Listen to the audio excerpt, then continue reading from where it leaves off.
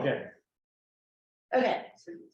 Hello, I'm Kate Iaquinto. I work for the U.S. Fish and Wildlife Service at the Oregon Coast Office, as Evan said. I am not new to the Fish and Wildlife Service. I've been with the Fish and Wildlife Service for 16 years. I am new to Oregon. I've been in Oregon for about 5 years. Can everybody hear me? I gotta remember to be close to the microphone. Okay. I was previously the abandoned marsh refuge manager at the South Coast office and just moved up to Newport about a year ago. So today I'm going to focus mostly on Siletz, but I'm going to tell you a little bit about the Fish and Wildlife Service because I'm really passionate about the agency that I work for, and I'm going to tell you a little bit about the other refuges that we manage too. So just to give you a little overview. So we're going to talk about the Fish and Wildlife Service, the Oregon Coast, Siletz Bay specifically, and then a little bit about wetland restoration. Why are wetlands important? Why do we want to restore them? What have we done at Siletz Refuge? How do we know that we're doing a good job? And then what's up for the future? So hopefully this is informative and good for all. So I always start with the mission. We're a very mission-based agency. The mission of the Fish and Wildlife Service is to work with others to conserve, protect, and enhance fish, wildlife, plants, and their habitats for the continuing benefit of the American people. So it's for the benefit of the American people. That doesn't mean it's for everyone to come visit, right? So wildlife refuges are special places. They're usually wildlife hotspots. They're usually really important for a specific habitat or a specific endangered species, and they're protected to protect those species. We allow public use, but not always. There's lots of refuges that are close to the public, and some people don't like that. We are not national parks. We are national wildlife refuges, and it's different. And so it's always something that I like to highlight. And isn't it neat? Isn't it neat that your government thinks it's important to conserve wildlife? I think that's really important. And it is, you know, more divisive sometimes than other times, but, you know, a lot of people in this country think it's important enough for it's to be something that our government funds. So I think that's really great. So the Oregon Coast National Wildlife Refuge Complex is 6 refuges. We only have about 8 full-time staff people to manage 6 national wildlife refuges that span 320 miles of the Oregon coast. Because Oregon Islands National Wildlife Refuge is all the islands, rocks, and reefs off of the coast. So that goes from Brookings all the way up to Terrible Tilly, and is all of those offshore rocks with a very few exceptions. And then there's 3 headlands. I'm going to talk a little bit more about them.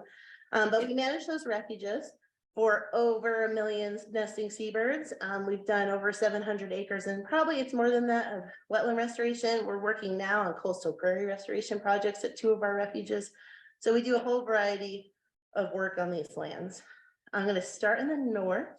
So Kate Mears National Wildlife Refuge was one of the first wildlife refuges west of the Mississippi, but I'm going to talk about the one that was the first.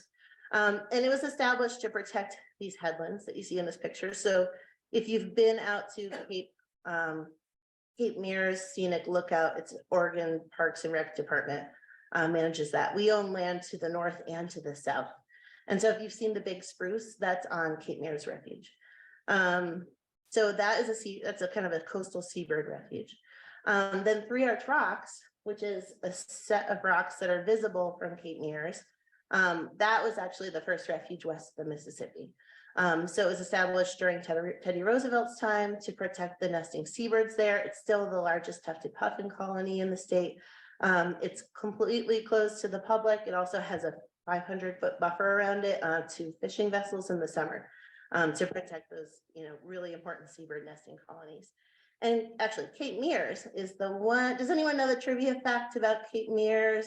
What can you see from Kate Mears? That's the only place in the country you can see.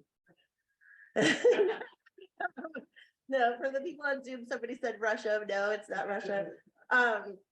You can see 3 national wildlife refuges from one location. You can see Kate Mears, you can see Oregon Islands, and you can see 3 Arch Rocks. It's a little bit of a stretch, but it's true. So Oregon Islands, as I mentioned, it's all the islands, rocks, and reefs up the coast. This is a picture from the Kirk Point Headland, which is where we started 3 years ago now, a coastal prairie restoration project there. And that's a really, really special place. We occasionally have volunteer opportunities. If you're going to volunteer anywhere, volunteer at Kirk Point because it's close to the public and has a lot of rare plants, rare habitats, and it has this view, which is really pretty incredible. Then we have Nestucca Bay National Wildlife Refuge. So we have both estuarine and coastal refuges. So the coastal refuges are the first three I mentioned: Cape Meares, Oregon Islands, and Three Arch Rocks. And then the estuarine refuges, they're not just estuarine, we also have uplands, which this is a picture from our prairie restoration area at Nestucca Bay. But it also includes lowland pasture areas that are maintained as pastures for wintering Canada geese. And then we have an Oregon silver spot butterfly project on the uplands at Nestucca Bay. There's also 2 miles of forested habitat that's open to the public, a nice walking trail there. So there's lots to do at Nestucca. And it's not too far from here, about an hour from here. And then we have Bandon Marsh, which I used to be my former refuge. Bandon Marsh is 2 large marsh units, one of which was the largest wetland restoration in the state of Oregon at the time that it was restored. So that was between 2009 and 2011. I'm not talking about that restoration today, but we are doing wetland restorations on other refuges besides Siletz Bay. Bandon Marsh is a really important one. We learned a lot from doing that project, and we've been able to take the lessons learned and move them into other refuges. And then last but not least is Siletz Bay, which I'm going to talk about today, and most of you are probably the most familiar with. Because it's right here in Lincoln City. So Siletz Bay National Wildlife Refuge was established starting with a donation. So someone donated their 46 acres or something, and it just took off from there. I was just having a conversation about this acquisition and how it happened, and pieces over time, and these things happen. A large part of my job is actually doing acquisitions, and I didn't realize that so much until I really started working at it. But yeah, we're always basically trying to bring lands into conservation. So there's something called an acquisition boundary, which I'm going to show you. When every refuge is established, there's an acquisition boundary that is set. That is like where we can buy land within that is already approved by Congress, basically. And the boundaries for Siletz and Nestucca are fairly large. If we were to acquire all of them, like we would essentially protect the whole estuary, and that is, long-term dream goal, but still, in the minds of us working there. So that acquisition boundary is 1,937 acres, but we only own 572 within that. Each refuge also has an establishing purpose. So it has to be, we figure, part of how we figure out what we're going to do on a refuge is our establishing purpose. And for Siletz, it's to protect and enhance estuarine habitats, and it even includes specific language about restoration for endangered species, specifically coho salmon. So we have salt marsh, brackish marsh, tidal sloughs, mudflats, riparian, and forest land at Siletz. A little bit of everything. It's mostly the wetlands. And then the wildlife, the most important wildlife we think of using wetlands is fish, but there's certainly plenty of migratory birds, water birds using the site as well. And then this quote I have at the bottom is really important to keep in mind. So this is from Laura Brophy, who's a wetlands specialist in Oregon in the Pacific Northwest. About 43.5% of the original tidal marsh, 99.2% of the tidal scrub shrub, and 78.1% of the tidal forested habitat in Siletz Bay has been lost since the 1850s. So if you think about the Oregon coast, it's a lot of steep terrain. The lowlands are where we have flat grounds that can be turned into pasture. And that's what people did. So, all of the, this much of the wetlands, not 100%, but very much of it was turned into agricultural, changed for agricultural uses. So why do we care about wetlands? Wetlands are, you can't build on them, you can't hike on them, you can't, there's a lot of things you can't do on wetlands, right? But they provide really, really important habitat, biological diversity. They protect us from coastal flooding. So their whole job is to be a buffer. It's to be a buffer from flooding. It's to be a buffer from pollution. Wetlands absorb things out of the environment and filter that water back out, making cleaner water quality for all of us. They slowly accrete sediment over time. So tidal wetlands, they get little bits of sediment as the tides go in and out. And slowly that ground is actually getting higher and it's measurable. The question now is it getting high enough, with sea level rise? Is it going to keep up? And in some places maybe, and in some places definitely not. But that's a really important component of natural wetland systems, is that accretion. They provide blue carbon, so they sequester carbon in not only the mud, but in all of the plants, and they hold on to that. So they're kind of sucking this carbon dioxide out of the atmosphere at all times. Super, super high contents of carbon sequestration are in wetlands. Besides the fact that they're beautiful and that you can recreate around them. It's not quite the same as hiking up a mountain, but you can certainly go birding in a wetland or go kayaking or paddling in a wetland. So there's lots of reasons to care about wetlands. So what is restoration? Wetland restoration is basically taking areas that would naturally be wetlands that have been converted into farmlands or for some other use and turning them back into wetlands. So we're not, I guess maybe some people are doing this. We're not doing this. We're not taking areas that are not lowlands, that were not ever wetlands, and making them into wetlands. We're making places that should be wetlands back into wetlands. So I stole this graphic off the internet, but it's going to go through a few different things. So you'll see this shows you farmland, right? There's farmland and there's a levee, and the levee is what's keeping the tide out. A lot of times there's a levee and there's what they call a borrow ditch, which is where they got the sediment to build the levee. So this farmland might be surrounded by a ditch, and that you see that a lot of places on the coast. So the first step in wetland restoration is removing that levee. That's getting the tidal influence back into the wetland. That's what makes it what it is. That's what makes it do what it does. So being able to allow natural water to come back into the site is the most important thing. And sometimes that means breaching a levee, so just breaking it open. Sometimes that actually means filling a borrow ditch with the levee material, and bringing the whole level of the land down to where it's going to get tidal influence. And usually that involves, probably almost always involves heavy equipment. It really is quite a bit of construction to build these things. But really we're just trying to get back to where we were. So then once you introduce that tidal flow, a lot of times you don't even need to seed or plant, because those seeds are going to come in naturally from surrounding estuarine areas. So this makes it really sound simple. We should just do it everywhere. But we're basically taking what has been altered into farmland and turning it back to what it should be. Trying to get back to more of these, trying to bring more of that developed land back into the wetland territory.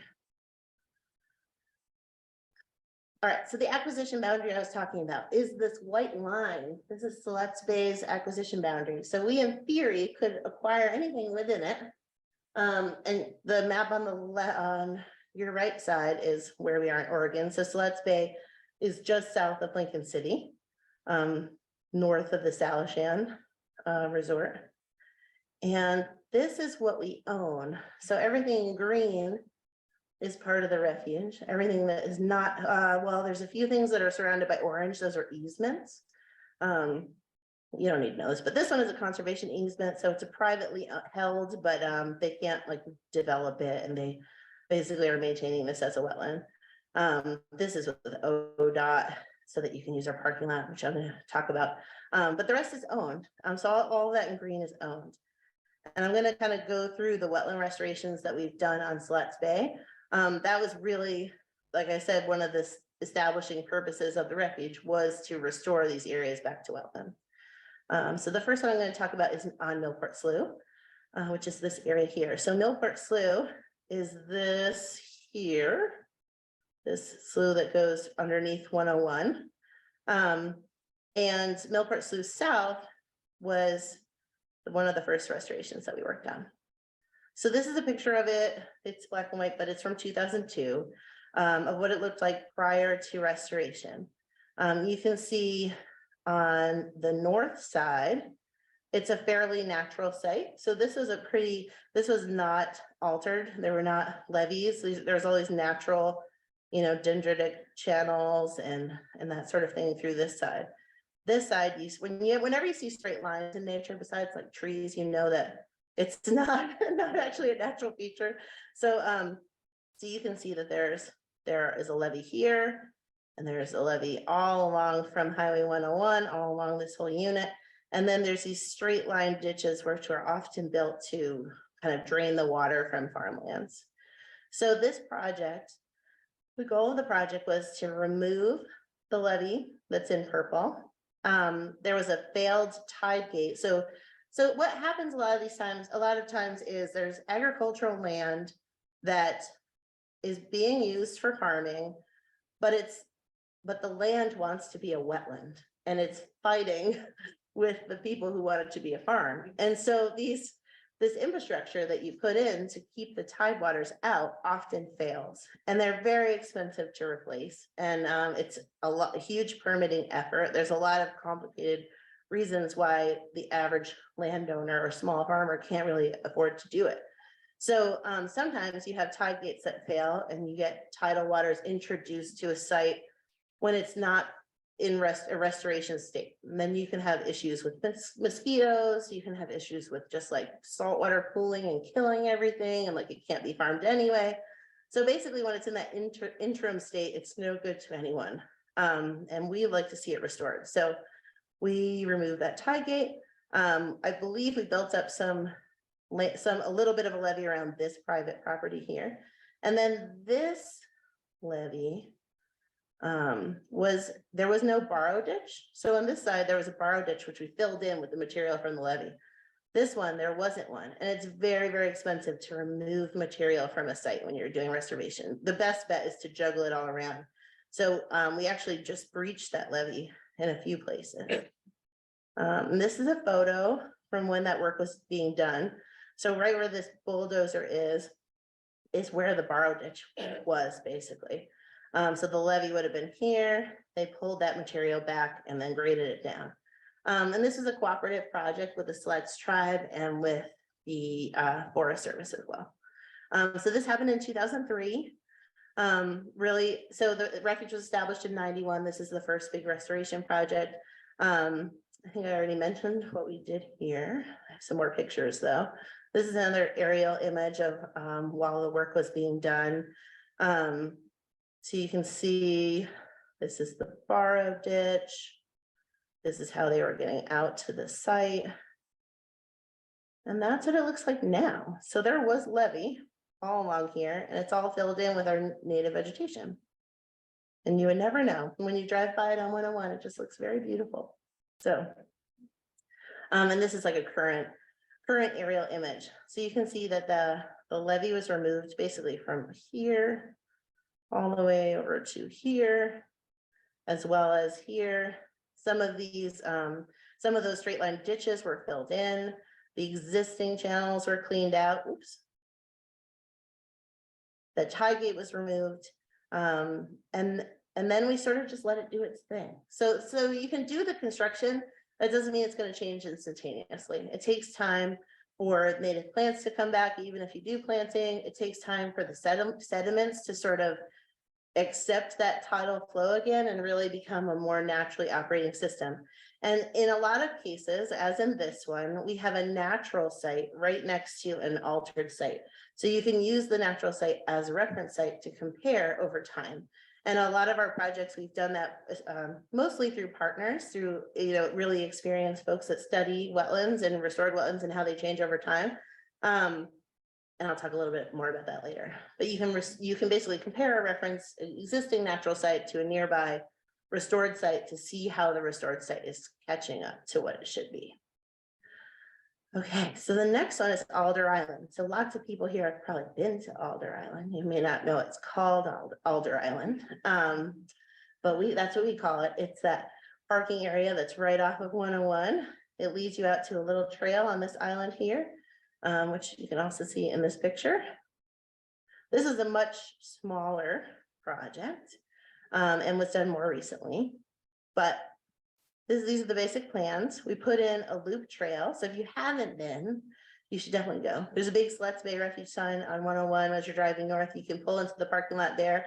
And there's this beautiful loop trail that you can walk around. and see the river. There's also a paddling trail that goes around this area as well. But I just learned that there is a log jam there that's causing some trouble. So you might want to check that out first. But basically this is a dredge spoil island. So when the entrance of rivers that have to be used for any kind of transport are dredged out, they dig out the sediments underwater and then they deposit them somewhere else. There was dredge spoil deposited on this island over time. And the interior of the island had an existing creek, but it was not getting a lot of tidal flow. It was quite restricted. There were very small culverts that were letting the water in here. So one of the big things we did was replace those culverts and made them much, much larger. So for fish passage to be possible, they have to be quite large. We tend to put in things like 3 to 5 foot wide culverts, so diameter culverts, so really, really big pipes in place of things like 1 or 2 foot culverts that get clogged up by beavers and sediments and other things very easily. So basically this one was about restoring good flow to that interior of that dredge spoil island, but also the public use aspect. So we added the trail and we added a kayak launch there for people to use. So Siletz Bay, each of our restorations has sort of had a public use component. With Millport Slough, we added a parking lot mostly for hunting access. Hunting and fishing are very important uses on national wildlife refuges. And with this one, we added the parking lot and the kayak launch and the trail. And this is, if you snoop around on Google Earth enough, you'll find good pictures. So this is from 2016, the year that the work was done. You can see there's obviously, the vegetation was mowed down so that these ditches could be excavated and cleaned out. And there was a culvert replaced here and here. And these are some photos. There was also a section where we did some riparian planting. We put in large wood as well. That was also part of the Millport Slough project. So trees naturally fall into rivers and streams, and then bring in different size material, gravels and sands and things can gather around these log jams, but log jams also provide habitat diversity and shade to cool the water for fish. So they're beneficial features and part of a natural system in coastal Oregon wetlands. So a lot of times we put in large weight debris. That's what we call big trees. We do have to pin them into the sediment though, so they don't float away by accident, because we're putting them out into the environment so they can become a little bit of a risk if they get loose. This is a picture of that larger culvert as well. And that's what it looked like before. So one of the other cool things about this project is it enabled king tides to now get into the interior of Alder Island. So this is what it looks like in September when the project is basically done. And then that's what it looked like during the king tide in November. So totally full of water, getting lots of flow, lots of sediment in that tidal influx. And you can still walk on the trail at this time. So this is a neat spot to see the king tides when they happen in the fall. And we put in this beautiful kiosk, and this is the kayak launch. So really nice, easy spot to put in a boat. It is a small parking lot because there's not a lot of room. So that could be good or bad. If you don't mind getting up early, it's a good thing. And this project, as with other projects, aren't possible without a whole host of partners. We don't do any of this work by ourselves. We rely a lot on other agencies for their expertise with design. We don't do our design. We usually contract them out to engineering firms. There's a whole bunch of people involved in all these projects that make them happen. Okay, so now we're going to talk about a project that's happening now. So if you look at what we own, we talked about Millport Slough, we talked about Alder Island. Now we're going to talk about this area up here, which we call Drift Creek. Drift Creek is the body or the stream that kind of comes up this way through between these two units of the refuge. We call them Kangas, Schaefer, and Watson. They're just the names of the people who last owned them. Easier way to, think about them. So this is the first year of construction for Drift Creek. As Evan mentioned, we're doing about 74 acres in 3 different units. 2 of them are this year. So Schaefer and Watson are happening this year, and Kangas is going to be happening next year. And we're doing it in partnership with Mid-Coast Watershed Council, as well as NOAA, BLM, the Wild Salmon Center. As with all the other projects, there's a lot of partners. So the biggest thing we're doing on the Schaefer tract is we're going to be doing levee removal. So we're doing dike removal. There is a levee that currently goes all around the property, all around the edge of this property, basically, as well as the edge of Watson. And we're going to be removing those levees, grading that material back onto the site. And then we're going to be actually digging sinuous channels. So we're going to be starting a main stem channel that's going to go up through this site. And we can look at it here. So this is the levee removal.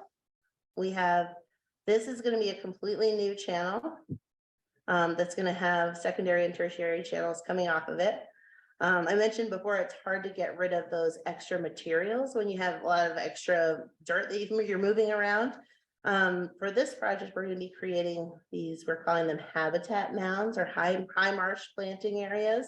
Basically, we're going to be putting nurse logs in here and planting small shrubs and trees to sort of mimic a more forested wetland type. Because this area is a little bit it's interior of the estuary. It's not right in the saltwater, right on Siletz Bay.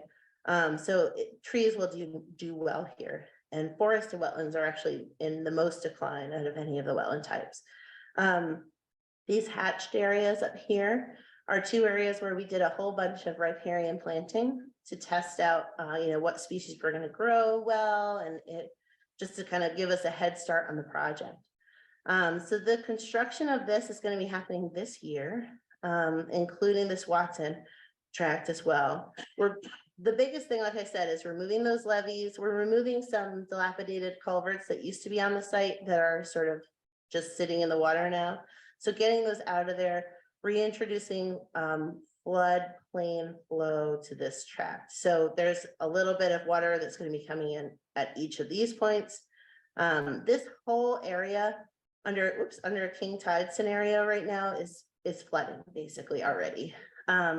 So what we're doing here with this restoration, it's going to allow water to get into the site quicker and move out of the site quicker. It's not going to get in and get stuck there behind the levees. And we're not impacting the neighbors. So there are neighbors that live close by, but based on, we've done hydraulic modeling for the project, and based on the modeling, the water's not going to go any further than it already does.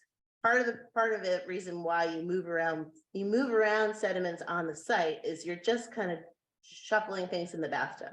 There's not actually more water on the site in this case. So that's going to be, this project is going to be done with U.S. Fish and Wildlife Service equipment operators. So we do things with a maintenance action team where we recruit operators from different refuges around the country to come and work on projects. So we have a bunch of people coming from Washington and some people coming from California to come work on this project. So we're really excited to see this one through. This one's been in the planning stages for a long time. Kangas is a bit more complicated, partially because it's right on 101. We're going to be doing this one next year. It's going to be contracted out through Mid-Coast.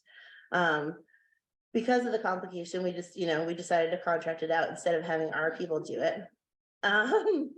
But yeah, so Kangas has a lot of problems that we're hoping to solve in the future. But we're going to start with this plan and then see, where we go from there.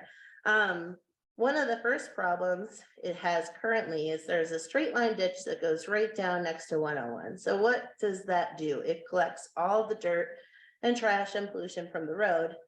and puts it right into the waterway instead of allowing it to go into the wetland so that the wetland can filter it out before the water gets through. So we're going to take that ditch, fill it in, and we're going to be planting spruce along this edge. So it's gonna, you're not going to see out into it eventually. This is all going to be a tree line. Then we're taking the straight line ditches and converting them into a more natural sinuous channel. And then these areas here you see with the hashes, these are reed canary grass scrape down areas. So there's, if you look at the site now, it looks like a lot of reed canary grass, but believe it or not, there's actually some good spruce sedge and other, native plants in there. But we do want to get rid of the reed canary grass. So we're going to actually be excavating out that material and then using some of it to fill those straight line ditches. Then we're putting in this protection berm here. This yellow is actually a berm that's going to be protecting these private properties. So these private properties are not on the refuge. The berm is not necessary with the current design. However, there's a culvert that is on private property that is downstream from here. So the water enters the property under 101.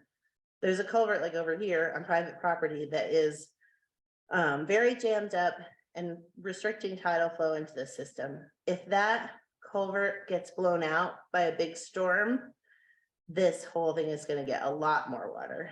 And so this berm is here to protect the private property if that happens.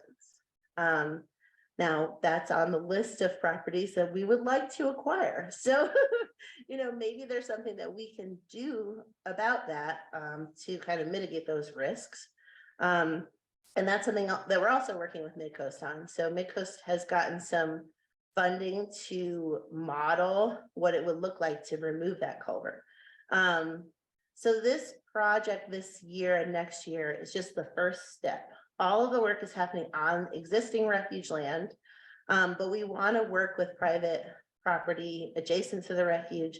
And by working with Midcoast, we can do that. So at U.S. Fish and Wildlife Service, refuge folks, we can only work on refuges. So we can only work on the refuge properties, but we can leverage partners and work with partners to be able to do things on private lands as well that benefit the refuge resources. So then once the construction is done, we're going to be doing a bunch of seeding, planting with the help of Midcoast and Carrie.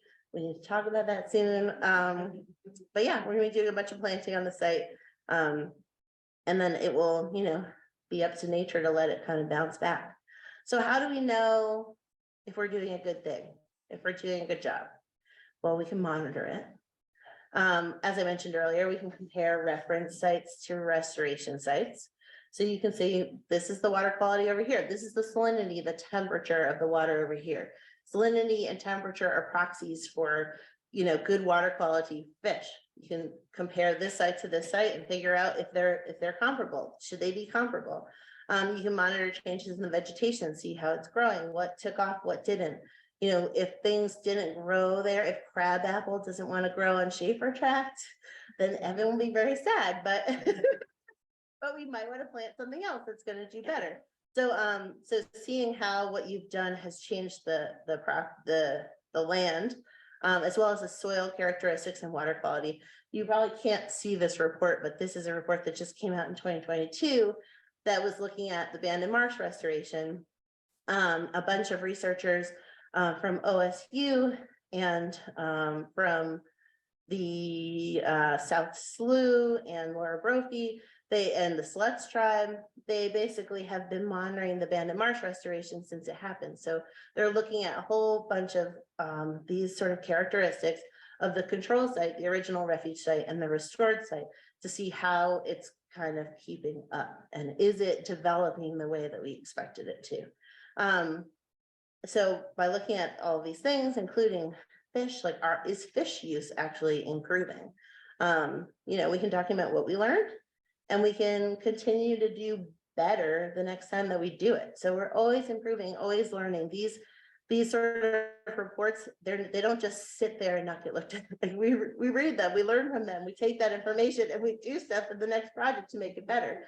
Because you've always got to be learning, right? Or why are we doing all this? So what's next? Future acquisitions, maybe. We have a couple pending around Siletz that we'd really like to bring into part of the project. There's already a designed restoration. It's small, but for Siletz Keys. So there's a few levees over in the Siletz Keys area. It's been kind of on our list for a long time to remove these levees and just sort of restore some more natural function to this area of the wetland. That's something that would just be a permitting activity, and we could almost do in-house with our own operators. So that may be a future project. The permitting process I did not discuss. It is very boring and very confusing and very arduous. It's just a process. And when I started working on this Drift Creek project, no one could really tell me exactly how it's supposed to be, you know, what permits they'd be like, well, you might need this one, but you might need this one, but you maybe could do this. And it's like, how can I figure my way through this maze to actually figure out what we need to be covered so that we're not violating the Clean Water Act? And it's quite complicated, but I won't bore you with that, but it does take a lot of time. It is a big component of these projects, and it can be expensive. So some of these permits are quite expensive. But we're going to keep working on it. You know, this is our mission. This is our charge. This is what we're doing. So, Drift Creek's going to be happening, like I said, this year. Next year, you all will be driving by our work in the Kangas Tract if you're driving up that way in August. But, and I don't know, so I can't say what our public use component will be with Drift Creek yet, if there will be one. We've kind of talked about some options with the highway there. If you made a sign, it would have to be viewable from the road, which means the letters would have to be about a foot tall. So it'd be more of a billboard. So that's not really a great option. But maybe there are some creative ways that we can get a little bit of public use into this project. Does anyone have any questions? Okay. So sorry, Kate, yeah. You can ask a question. Can you just repeat it in the mic? Yes, I will. I will repeat the question into the mic. Thank you for I think you had your hand up first.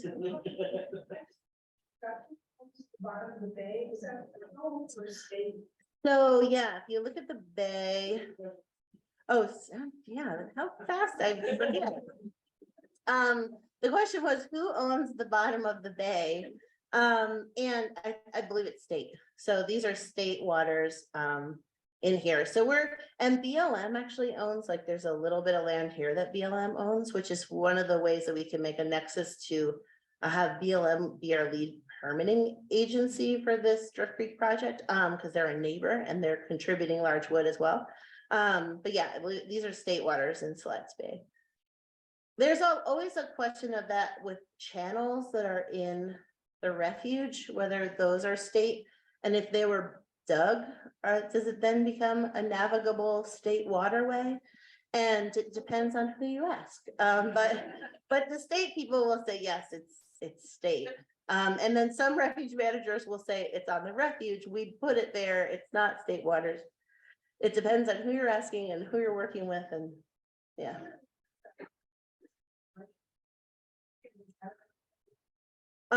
So there is dredging that goes on in the bay, because I know that there was dredge spoil deposit. Oh, sorry. The question was, is there dredging that goes on in the bay? There was dredge spoil placed on Alder Island. Other than that, I don't know. I have not been here that long. Maybe someone else in the room knows more about dredging in Siletz Bay. Doesn't look like it. I don't think I think Siletz is a conservation estuary, and it doesn't have any deep draft dredging. There had been in the past, it connecting to Salishan, but I don't think there's anything recent. I could be wrong. Okay, so Fran said, for those on the phone, not anything recent or very deep, but there has been in the past. Yes. Sorry. Oh. Question online. Sure. Back and forth. Sorry. So Jeff was wondering, how many of Oregon's wildlife refuges share the same purpose as the Siletz Bay? Oh goodness, that's a good question. So there are a lot of national wildlife refuges in Oregon, and they are not all. Oh, I'm sorry. Okay, the question was, well, that was from online, right, in the chat, so they can see it. The question was how many of Oregon's refuges have the same purpose? It's sort of a tricky question. Well, I can't answer it for sure because I don't know what all of our purposes are. But many national wildlife refuges have the purpose of conserving migratory birds. So that is almost always a purpose of refuges. We're a very birdy agency. But I would imagine quite a few. All of our refuges on the South Coast or on the Oregon coast have to do with either bird conservation or wetland conservation. That's basically our main charge, but a lot of refuges have similar purposes, yes. And if you don't know, you can Google National Wildlife Refuges in Oregon and it will come up with a map with all the ones that you can go to, and they're really beautiful. I just went to Finley for the first time. That one's great. It's not too far from here. Coastal refuges tend to be quite small because people like to live on the coast and there's not as much open land, to be honest. And so interior refuges are sometimes a lot larger. Refuges in Alaska are millions of acres. Our refuges here, like Nestucca is our biggest refuge and it's like 1,500 acres. So yeah, there are a lot of opportunities in Oregon and in the West to go visit wildlife refuges. Okay, I'll take your question next. The recent Supreme Court ruling on wetlands, is that going to affect your acquisitions? I knew someone was going to ask me a hard one. In the chat asked as well. Oh, no. Oh, I feel unprepared. Okay, the question was the recent Supreme Court decision on wetlands, is that going to affect our project? Is that going to affect our project? Or future acquisitions? Oh, yeah. I'm sorry, I really don't know. I really don't know. It should not, I don't think it'll affect our project. I don't think it'll affect our project, but I'm sorry, I can't really speak to it. Yeah. So I don't think it will affect the project because this is regarding what's classified as waters of the United States and what things would be like a pond or somebody's property doesn't have a direct connection. Oh, it's the definition of wetlands. Yeah, okay. I did. Waters of the state and so no, that this would not affect project. Or any, rivers or bays. Thank you, Fran. Fran said it will not affect our project. Guaranteed. Yes.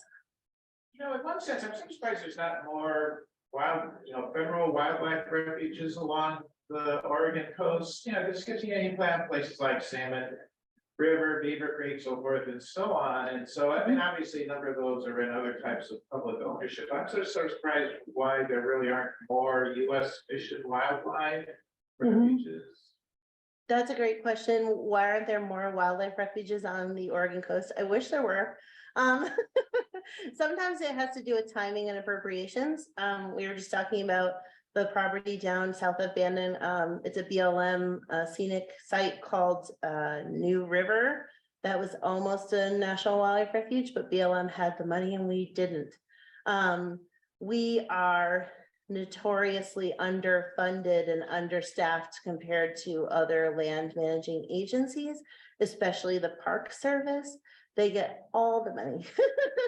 I have this icon that I show in a lot of my presentations that shows like the percentage of land managed versus the amount of money and the number of staff people. And the Fish and Wildlife Service is responsible for managing many more acres because we have the marine national monuments as well that are part of the Fish and Wildlife Service. And we have way less staff. I don't know the numbers offhand, but it's almost shocking. Part of the reason goes back to our mission too, is that we're about wildlife and not about people. And people like to fund the places they can go on vacation to. Not that you can't travel to national wildlife refuges, you certainly can, but it's not our priority.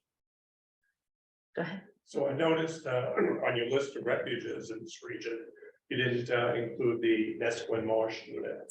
Oh, we call it part of Nestucca. Yeah, so the question was, we didn't talk about Nesquin. It's technically within Nestucca Bay.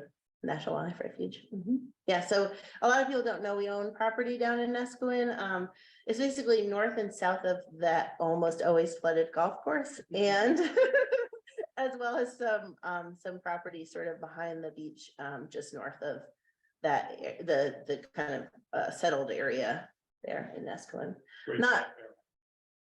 I'm sorry. Great black bear. Oh, yes, great black bear habitat, and also just really good naturally occurring wetlands. Someone was online was wondering, do private owners get a break on property tax assessment within the refuge? So the question was, do private property owners get a tax break for their lands inside the refuge? I don't believe so. However, if you have a conservation easement, you might be taxed differently. You are taxed differently on wetlands property as well, but it doesn't have anything to do with being part of the refuge. We did deal with this easement owner recently because they were being taxed incorrectly, and we had just, help them get it into the, an easement so that it was actually appropriately taxed as an easement, as a conservation easement. So yeah, so the acquisition boundary can be confusing. You will notice that like this neighborhood is outside. This neighborhood is outside. So it's a little bit hard to see. There's the places that are inside are like this area, this area, this area here. But there are homes within it. People often thinks that means we're going to like acquire their property without their permission, or we're going to take it or something like that. That's not what it means. It means that we can buy it if it comes up for sale. And it doesn't even mean if it comes up for sale, it has to go to us. It just could be part of the refuge without an act of Congress. Yeah. But yeah, I don't think it changes the tax situation. Do you happen to know where there are radio tag bird tracking towers? I know Yes. there's one on top of Highway 101 bridge. In Bandon. Yes. Okay, the question was, do I know where there are radio telemetry tagging, the tracking towers? It's for Modus tracking towers.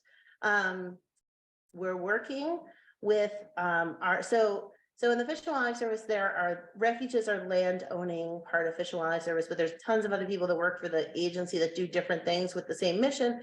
So there's the migratory bird program. They just study and track migratory birds of all different types, and do permitting related to birds. There's the endangered species program and ecological services. They list endangered species, whatever. There's all these different people that do different wildlife related things in the country.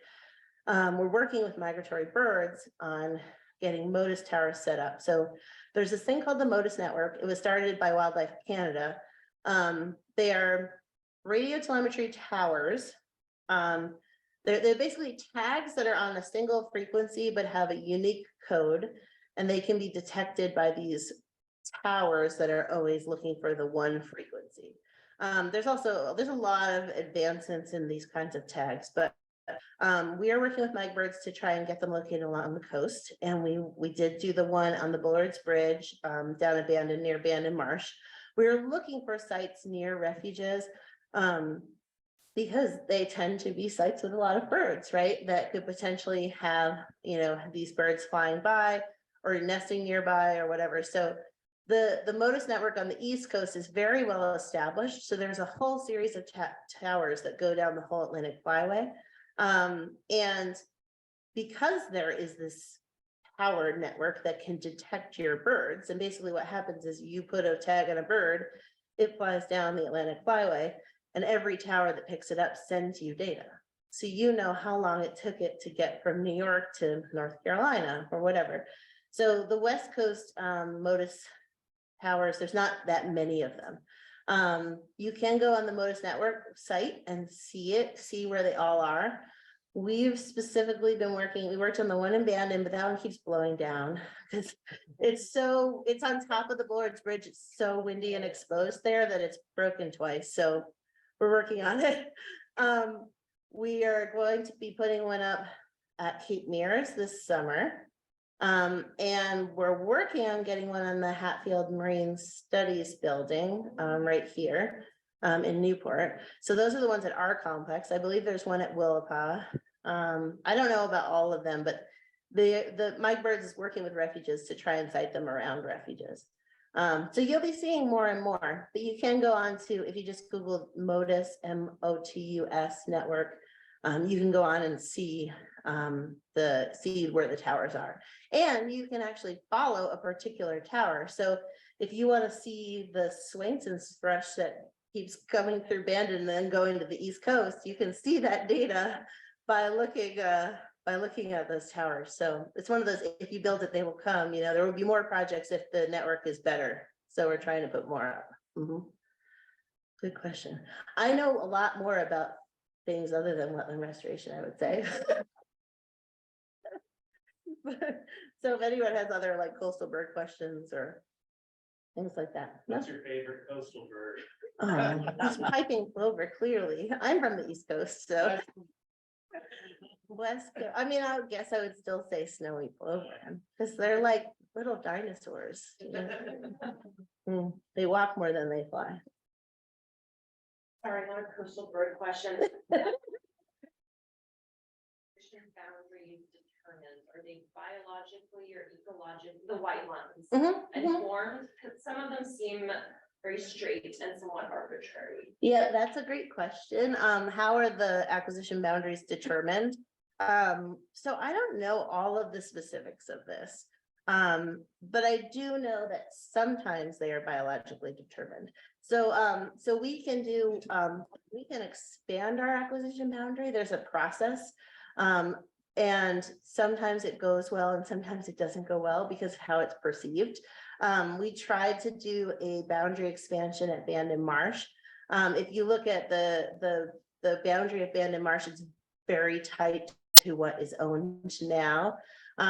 We did some research and found that the lowlands in the Coquille River watershed were were kind of ideal for restoration, meaning they were still quite low and could be restored successfully and had a lot of ecological potential. And so we wanted to expand that boundary to include a lot more of the watershed because it would enable us to further our mission at that refuge. And because some people may know the mosquito issues that were caused by the restoration at that refuge, which were resolved, but it was very unpopular in the community. People didn't even want to consider it, and it was dropped before it even went out for, like, basically we did public scoping and people hated it so much that we didn't pursue it.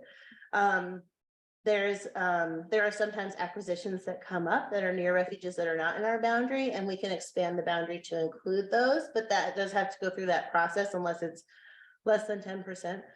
So I don't know a lot about the initial setting of those boundaries, but this one in particular was about conserving the land around Siletz Bay and potential for future restoration. Like they would not include, like they did not include this development on purpose because you're never going to turn these houses into a wildlife, wildlife habitat, or maybe someday, but it'd be very, very challenging. So I do think it's a kind of a combination of common sense, biological knowledge, and feasibility.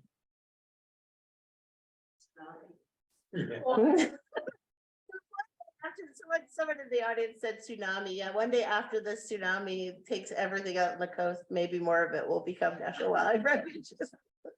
So one way to turn it into a positive. I was actually on that line, raising my hand and saying, I think I wonder if bigger organizations have the forethought, say when a disaster hits, and this probably wasn't an ideal area to build a neighborhood, can we go and then buy that land from the land that has been destroyed from tsunami or whatever we want to call it, that disaster that hits.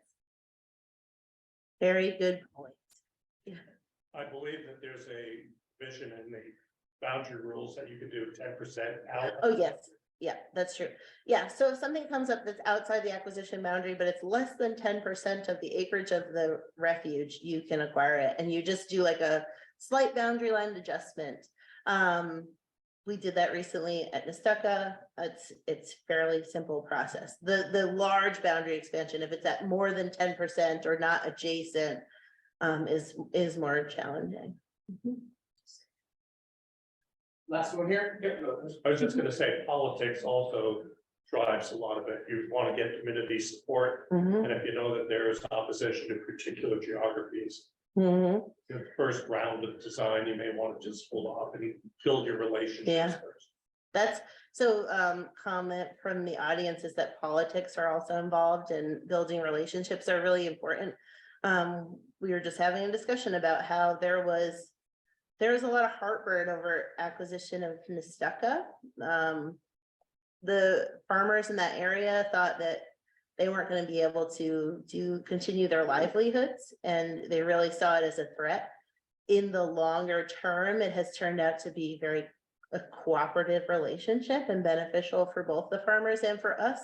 And there's even like partial restorations that we're doing on Nestucca that benefit wildlife.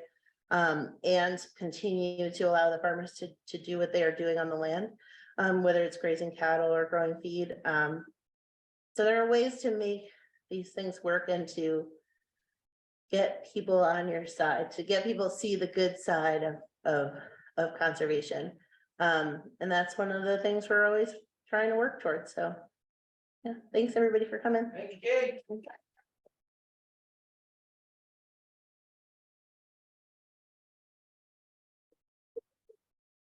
And there's my contact information. I live in Newport, I work in